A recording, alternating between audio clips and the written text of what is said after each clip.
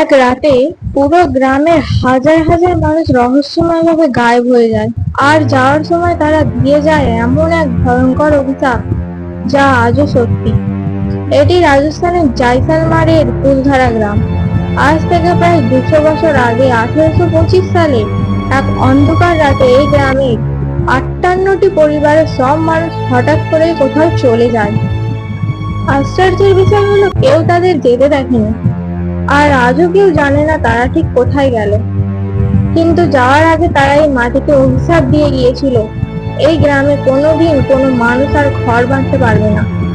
আজ 200 বছর পার হয়ে গেলেও এই গ্রামটি পুরোপুরি জনমানবহীন, পরিত্যক্ত এক শ্মশান। যারা এখানে রাত কাটানোর সাহস দেখিয়েছে, তারা অদ্ভুত সব ছায়া আর অদৃশ্য কান্নার আওয়াজ শুনে আতঙ্কে পালিয়ে এসেছে।